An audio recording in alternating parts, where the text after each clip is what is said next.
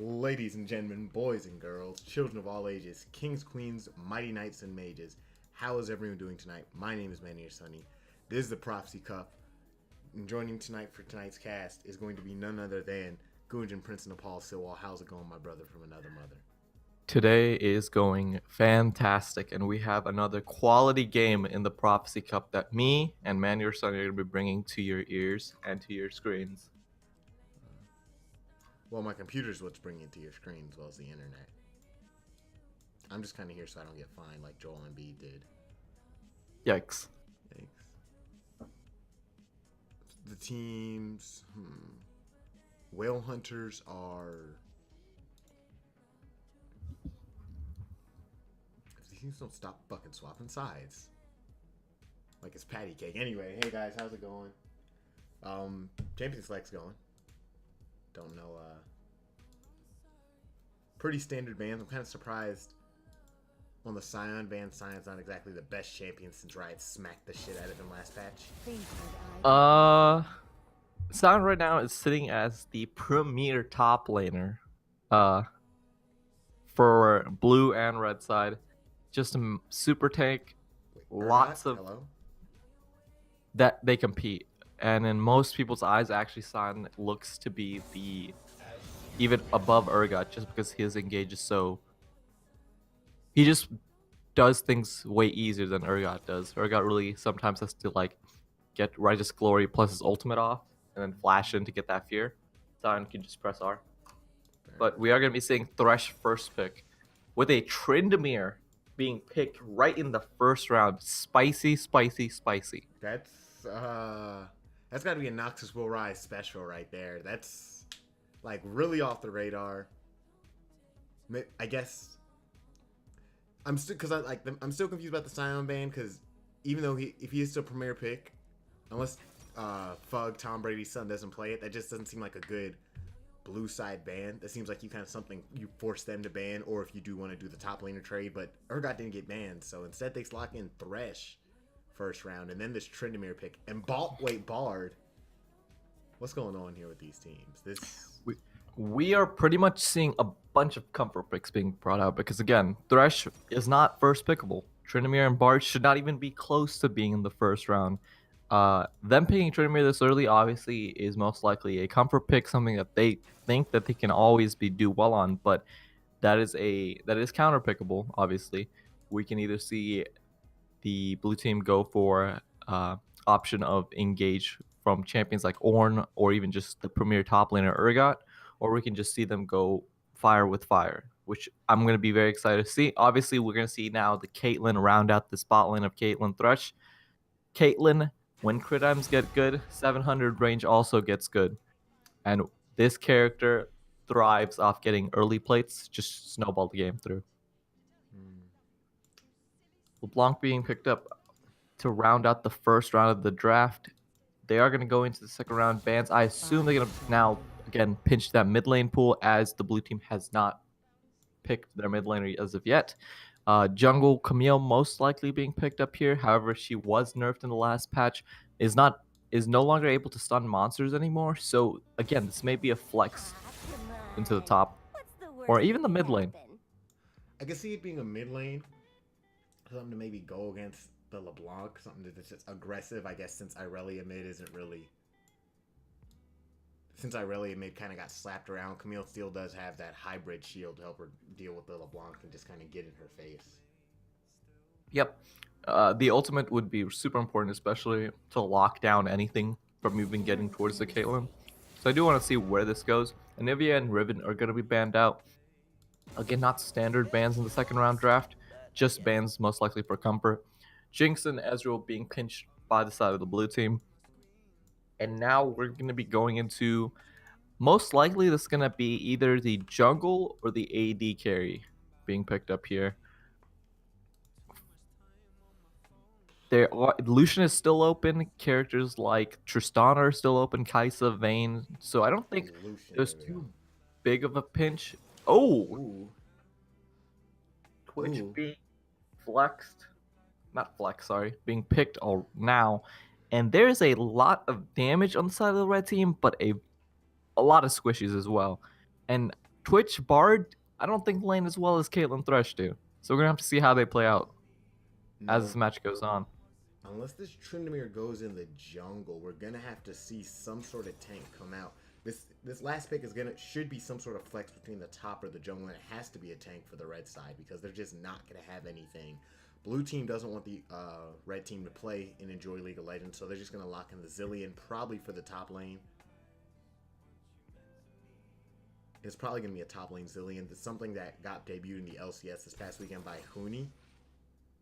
And somebody wrote a Reddit thread where basically they just it was called like Frostomancy, and they showed it for Kennen, but people went through and realized the build works for a lot of other AP tops. So this is very oppressive, and having a Zillion is always like, Zillion ulti is always going to be strong as AD carries get stronger because reviving your AD in fights is very good.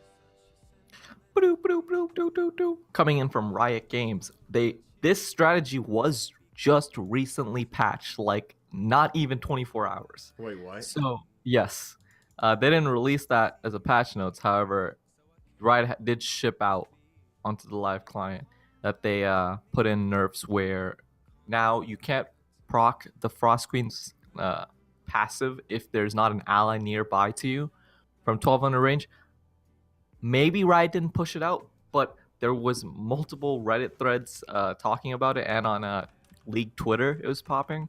So I'm just gonna verify just to make sure that Riot did push this patch out. That's one of those feels bads, man, we have to deal with here versus like versus the live client, because they're not gonna have that nerf yet this weekend more than likely, unless Riot just feels this Zillion top is that oppressive. Maybe they just haven't gotten the message and they still want to play Zillion top. I think the big thing for them mainly is that it's not that Zillion top is oppressive, it's just so boring for them to play. Yeah, I'm looking right here, 212 balance update.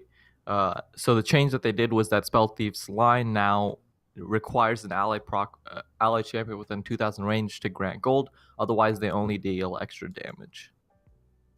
So I don't know if the side of blue team does know this, but if they do go for the zero farm strategy on the Zillion, it's going to end up being pretty rough. Just looking at the comps overall, however, we're going to see the Zillion top, Camille jungle, Galio mid with Caitlyn Thresh for the blue team against Tryndamere top lane. Great. Ooh. Are we good? We're good, kid. Okay. In terms of team coherency, I'm going to have to give it to the blue team. They have engaged, they have the go trigger, and it's just much easier to pull off. We're going to have to see the 1-3-1 pretty much come out from this side of the red team. Trinity LeBlanc don't really team fight that well, especially if there's no engage. And all of that engage capabilities are on the Bard, and he's going to have to play fantastically if he's going to be able to stop the Camille from jumping in, be able to negate Galio engages and make engages of his own. But the thing is, I see for the blue team though, like you mentioned, red team's gonna be off on side lanes trying to split push. This Galio gives the blue team, makes it pretty easy to turn any sort of Tryndamere 1v1 into a 2v1. And if Galio shows up to a lane, Tryndamere's just gonna die because he can try and run away, he can pop the Undying Range, but Galio's just gonna taunt him and make him waste his time. And as soon as Undying Range drops off, Tryndamere is dead.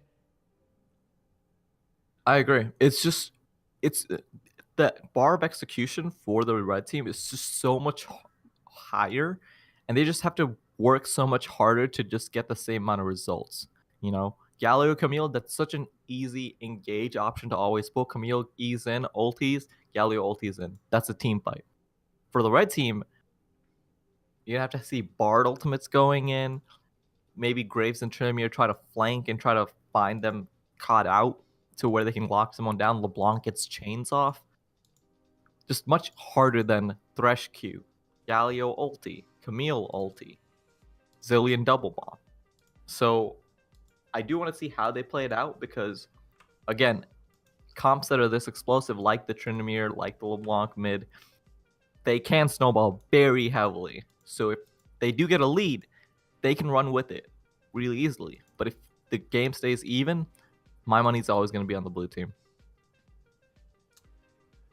Red team, it just feels Blue team feels like a much more Blue team just feels like they have a much more coherent team comp.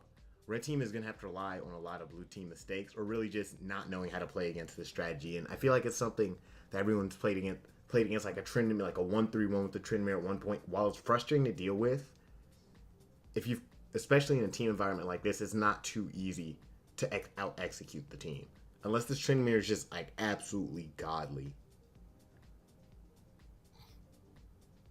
We're gonna have to see how that does play out. He is gonna be in a ranged matchup, also in the 2v2.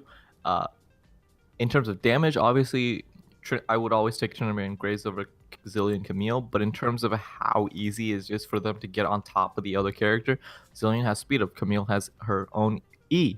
So are they going to be able to get the damage out in the first place? And in terms of the mid lane, Galio does have TP. He took TP against the LeBlanc matchup as he doesn't feel like he's going to be able to get kill pressure. He can always make a 2v2 into a 3v2. So I do want to see how they do it play it out. We are going to have to watch the red team and just see how they can. It looks like 5 individuals trying to be a team, while the blue side looks like 5 team members working towards the same goal.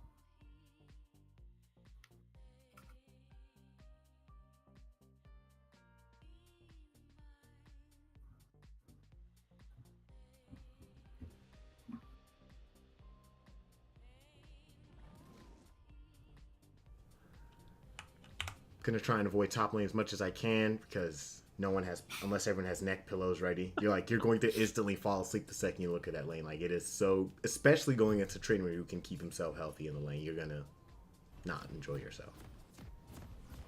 Speaking of Tryndamere, you remember AP Tryndamere, Gojin? Yes, I think about it every night and day. Those were good days, man. AP Tryndamere and AP, those were like 2 builds that for whatever reason we were all just like too prideful to climb with. Like you could.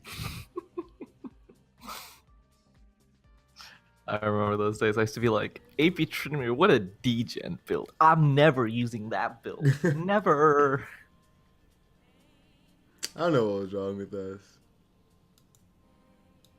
Has a quick look. Getting game.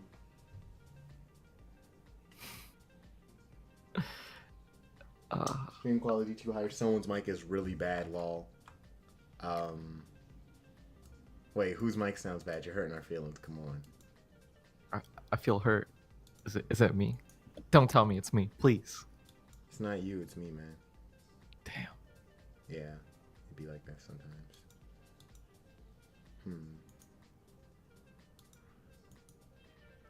If I hide audio inputs, then that means they're technically not problems anymore.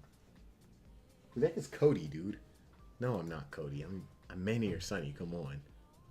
The longest standing Prophecy Cup caster there is. I've only person to be here all 7 seasons. Never played a single game in the league. That is a statistic that you only can hold. Because no one says someone for 2 years to never play a fucking game. I honestly don't even think I played an in-house. I think I feel like maybe 1 in-house here. Maybe 1. So that might be my Prophecy Cup playing virginity. But besides that, never played on a team. The one time I thought about a team, Jenka just used me for his fucking Prophecy Cup newsletter. His tabloid. He like cropped our chat and put me in. I was hurt. Can't tell your secrets to anybody, man. It'd be your own mid laners. Everyone's art item.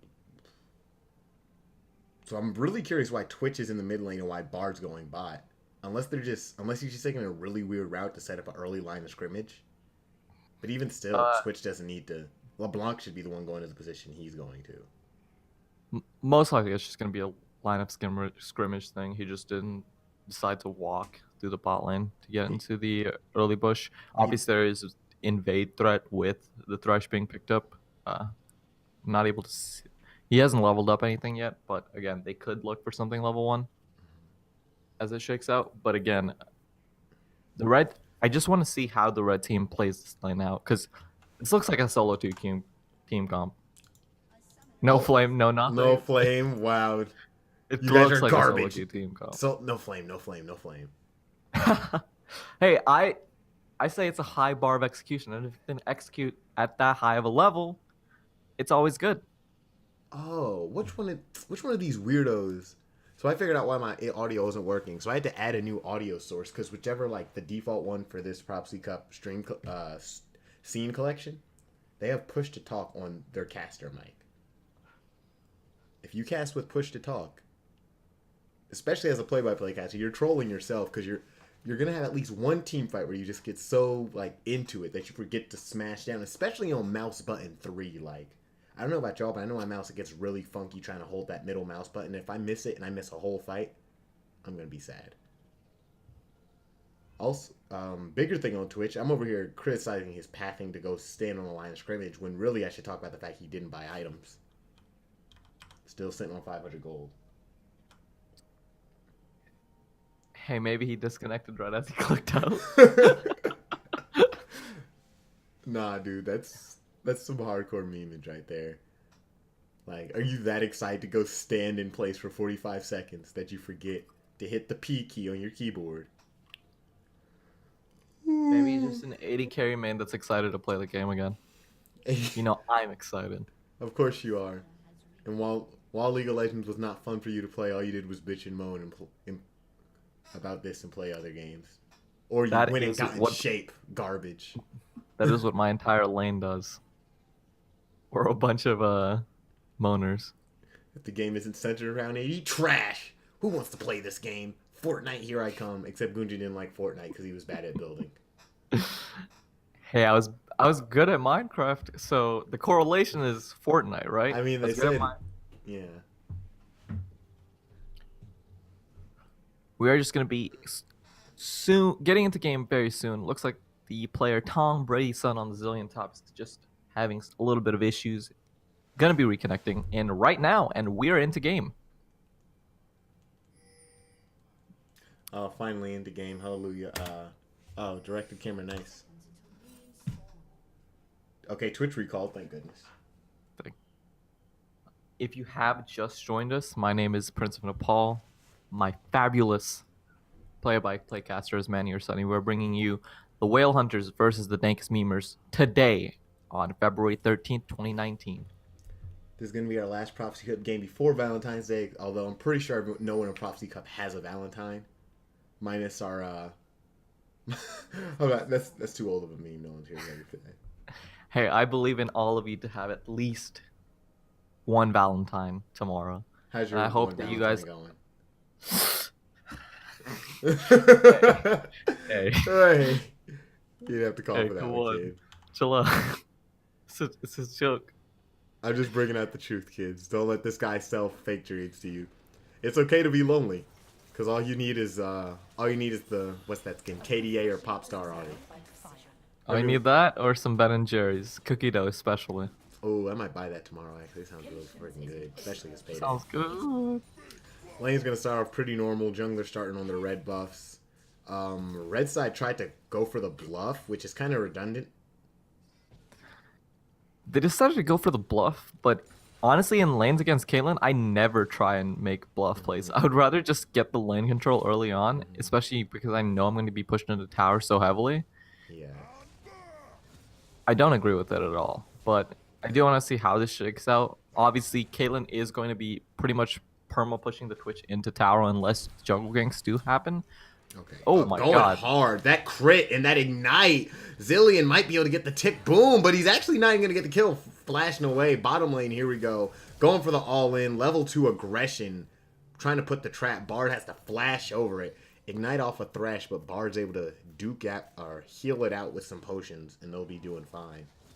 I like that Warplack did get the Doran shield because he knows there's a bad lane. Yep, this is gonna be a rough lane, and Bard, as every AD main does know from their times in solo queue, anytime you're like, oh, there's a Caitlyn against me, what's my support playing? Nami? Soraka? Bard? Nice. Hey man, come on, level 6. Bard has the most outplay potential possible with the good ulti. Level 2 coming in right here. This might just be a real simple bang into the wall. Zillion tried to slow. Couple autos. Trend gets out real quickly. Tower shot gonna close in on him, but he does get the first blood over to the Whale Hunters. In terms of, obviously, they're just going to trade 1-for-1, so gold, it's not too big of a difference. Obviously, the first blood does come through. The big thing is that neither of the top laners have teleport, so that wave being shoved into Zillion's tower is a huge amount of XP and gold loss, and it can really snowball this lane heavily.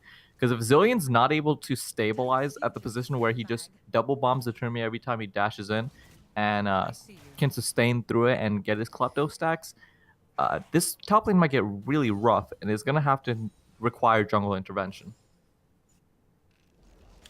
I mean, when he's double bombing to clear waves, it's kind of weird because now Trinity can just go up, get some auto attacks in, force Zillion back off the wave. XP range, it's a little hard to do it nowadays compared to like, if this was like season 4 or 5, it would have been a lot easier to hold him off wave, but still, not really the smartest strat to use it on waves and try and get Tryndamere on like the side of it. Going again, misses the bomb. Oof, it's a rough one, boys.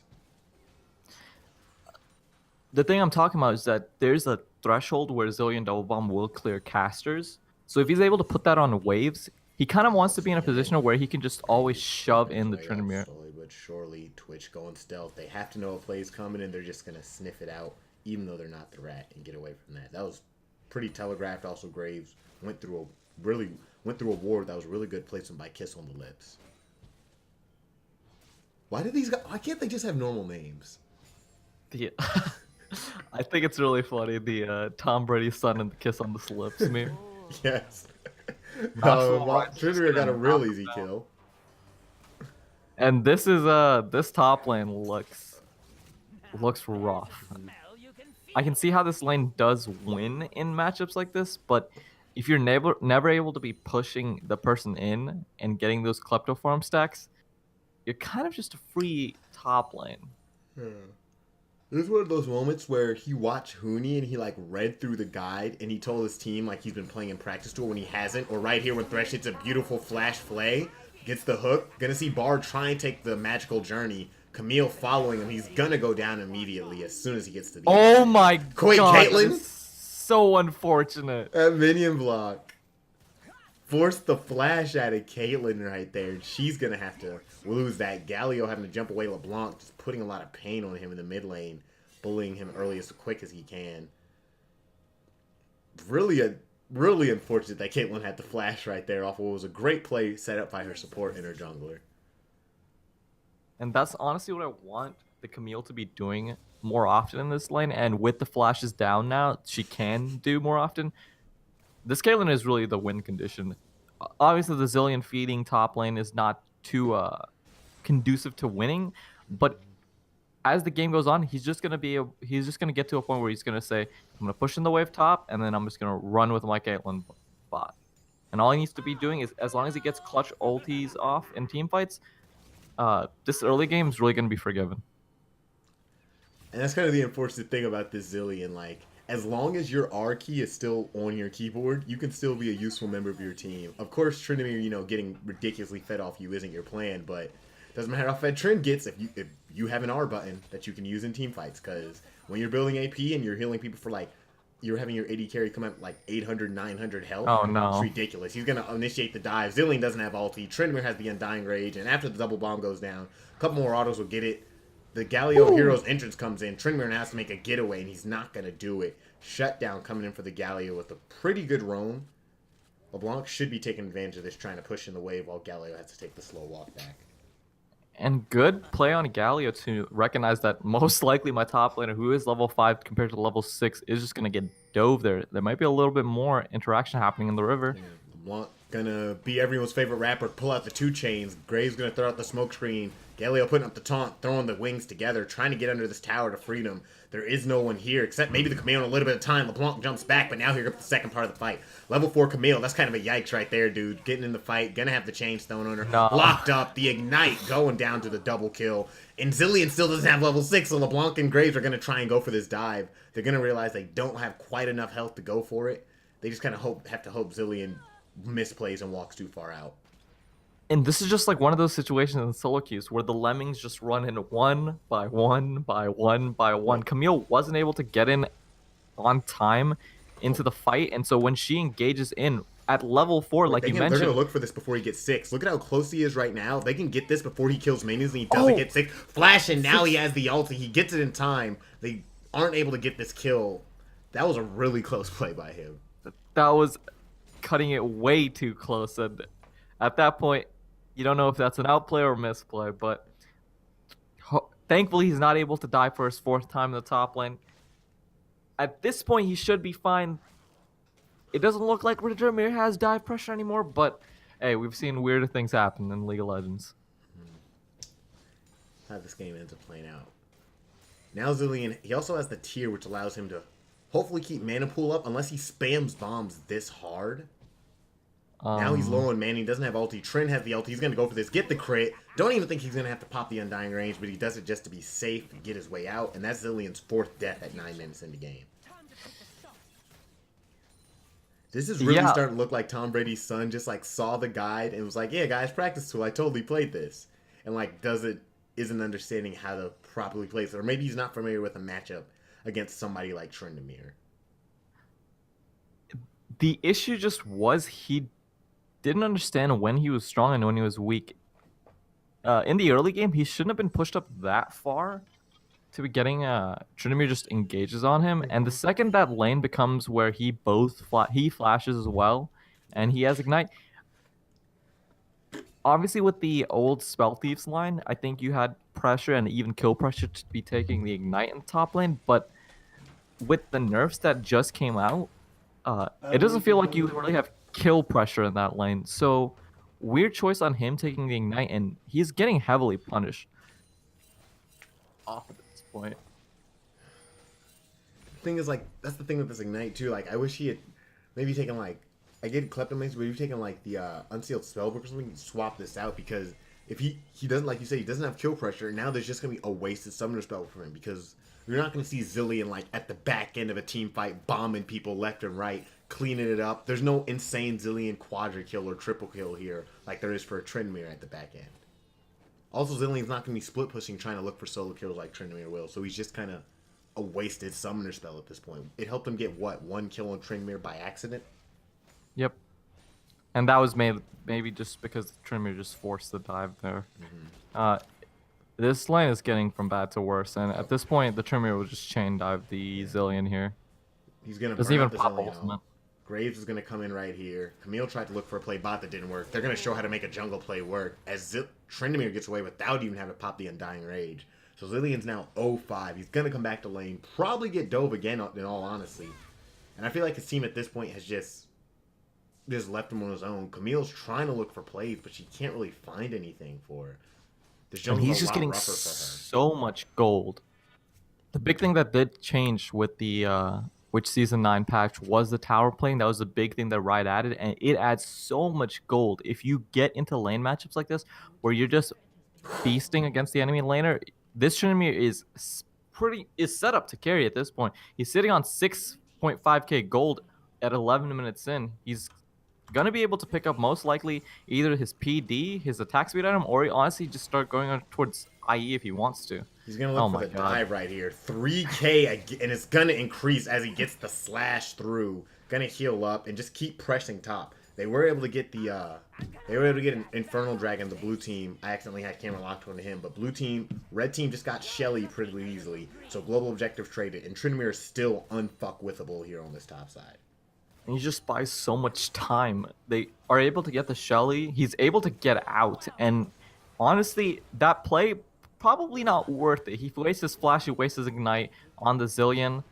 Not too worth it in that situation. But in terms of the mental game, yes, him just consistently just putting this Zilean in the fountain, into the gray screen. At some point, the Zilean either has to be like, I can't sit here. There's just nothing he can do. He has to leave out of this lane. And so his team either has to put more resources into him, or this Trindamere just runs it down top lane. And now he's even sitting on static shift. Trindamere sitting on static shift. He's sitting on 6,900 gold. He has over a 3,000 gold lead over his opponent. The gold lead for the red team is like pretty much all out of Trindamere at this point. It's ridiculous what this guy is doing to his opponent in this lane. He is taking him to school. And obviously, we've been focusing a lot on this Trindamere versus Zilean matchup just because of how unique the picks are. Something that I haven't mentioned really is how hard Pigeon is out jungling the Camille on the blue side. How hard they're diving in onto LeBlanc. Gonna try and get away from the Hextech ultimatum. Can't get out, but she's able to go with the juke right there with the alt passive and the double back, double distortion lets her make it out. And that was the play. They said to themselves, they said, we make a play mid lane in exchange for top lane inner tower. And if that play doesn't work out, if LeBlanc is just able to get out by just using a flash, you have to call it worth. I mean, what else can they get working? Gonna take the lantern to safety, but here comes Bard with the ult. He catches her in the middle of a hook shot. I'm curious how this interaction is gonna work. Gonna result in her just staying in place. TP down from Galio, or TP'd up from Galio. All 5 members of the blue team are looking for some sort of fight. Red team's in more position to take this. Here. Camille hopping over the wall. She's going to get onto Twitch. He's going to flashback reposition. Get taunted by the Galio right here. They're going to put everything they can down onto him. First member of the team to go down. But red team's not even bothering with this fight. Trinmir's on the top side. Shelly's in the mid lane. So far, only one person's been lost. LeBlanc looks like she's going to take a second. And now Graves with the ult. He's going to blast through. Galio jumping back in. Going to get the taunt right here on many people. Thresh pulling Galio or Graves away from his AD carry, but it's not going to do much as he blasts into Caitlyn's head. Galio tries for the hero's entrance, but it's not going to find anything. Tom Brady's Shun might be able to get something on 200 IQ Scoob. Yoinks ends up getting the kill 1-for-1 with the support. Graves gets the blast through. It's an ace without the Trendmer even getting involved in the play, as he's going to continue to whack away at this inhib. And that's a 15-minute inhib push right here from him. This is ridiculous. And they get the top lane inhibitor. They win the 3v5 fight because Twitch honestly got immediately blasted out. They used so many resources to kill the Twitch out, but on the back end, we haven't talked about it. This game's about Tryndamere, but Graves is still a strong champion. LeBlanc is still playing incredibly well, leading on her counterpart in terms of CS, kills, assists, damage, everything. And now this game is just... This is one of those games where you think to yourself, maybe I can win this game, but do I want to really expend the amount of resources in my brain, the amount of mental fortitude it's going to take for me to deal with this Trinity that is so far ahead in the top lane in this split push, to deal with the rest of the team? Do I really want to deal with that, or do I just think, let's just say this game, it just went bad, we had a bad strategy, we just played a little bit worse, let's just go into game 2 and reset the mental? And if you're Gujin Suwal and there's a normal game that means absolutely nothing, you lock your friends in and can make them continue to play with you. Play going down here on the bottom lane. Caitlyn still has an advantage over Twitch, so they may be able to look for something, especially with the Camille going in. They get the kill on the Bard. Hextech Ultimatum dropped onto the Rat, and they get that. So that's them looking for plays right there. I haven't mentioned it too much because, like I said, we've been focused on the top half of the map, but Caitlyn still did come out ahead in the bottom lane. Twitch was trying to take advantage of the fact that Caitlyn had to be so focused on using her advantage to keep her team in the game to get some farm. But they're like, you want to play League of Legends? Not on my watch. Graves, Tryndamere, going for a way too deep of a play. Gonna be able to get away with it because he has 9,200 gold 17 minutes into the game. And those are just plays that you don't need to be making if you're the red team. Just leverage your Tryndamere as a split push resource. Yikes. Graves is gonna die. Another shutdown being given over to the blue team. And that gold gap that was almost around 7 to 8k gold is shrinking just a little bit. The reason that play bot lane worked out really well is because Tryndamere is not on the map. If Tryndamere is on the map, the blue team can't go for too big of plays. They can't expend too many resources on it. But if Tryndamere is not on the map and you are sitting even a little bit pushed up, you're just gonna die. Yeah. He doesn't have ultimate here, and this might be a 1,000 gold shutdown that's going to be given over. He will take members. He's going to take Camille with him. He says send an army. Send them all. They're sending 4 members. He has the ulti coming up in time. He's going to get the double kill slash through. Hook's going to land. They're going to play him in. Finally. And Thresh gets the shutdown of all people. That is actually tragic. That is Are they rough. going to get here in time to stop this? Bard has the ulti. He can go for it if he wants. He's going to throw it out and stop at least the Caitlyn. They're going to come from behind. 2 members here. LeBlanc going to jump forward. Bard going to miss out on the Q. Get played in the tower. LeBlanc realizing Mayday. Abort. Stop the port mission. As one goes down. She goes down. Gets hit on the trap. Double kill handed over to Caitlyn. So that's a nice little gold deposit in her bank account. And now, as Prince Nepal mentioned, gold lead shrinking more and more. It's down to below 5k. And this is definitely not how you really want to close out games like this. You need to be using your split push strat of Tryndamere send him bot and pressure around Baron. Baron is up in a minute and 30. Set up wards, get top lane pushing, which obviously will almost always do with super minions. Just have mid and top control while you have Tryndamere in the bot lane. It's I don't want to make it sound binary, but it is a very simple game plan when you have Tryndamere this strong at this point. But when you make plays, especially that Tryndamere dive on the Galio where he just ran at him, had to waste his ultimate, those are plays that can really cost you. And Tryndamere, again, making another play here. He's going to get this kill on Camille, no problem. The question is, who else is he going to alert with him? He takes all these pressure down. The problem is his team's in no position to actually make something out of that play. And at this point, he's just being hyper-aggressive for no reason. Yep, his team is just not on the map. If his team is setting up for the Ocean Dragon, if his team is setting up for the top lane, maybe he goes for that play. Even then, you can just say him just being on the map is more important than him getting kills like that. It's not really increasing his lead that much more than him pushing waves and getting tower pressure. So just really aggressively played by the Tryndamere, and this is just giving a lot of gold to the Caitlyn. And we're actually at the point where the top lane inhibitor is actually going to be up in 15 seconds. And now, I was talking about how maybe this game is just too laborious for you to actually spend the time to win it out. But hey, if Caitlyn's sitting at 6-1 and she can pretty much two-hit anybody besides the Tryndamere here, maybe you do go for it. I mean, they closed up because it was 13-5 at one point. It's 12-16. Red team still does have a lot of towers over the blue team, but they're not in a position to be taken anymore right now. Like we said, Tryndamere has to time these plays properly. His team doesn't really have anything else they can easily reach. Like his team is not. His team's not doing anything right now, so he shouldn't be pushed up this far. No. He should just push the wave in and just wait. They're going to try and do something, though. Bard throwing out the field goal of an ultimate right there. LeBlanc gets hit, uses the chains. Huge headshot from Caitlyn.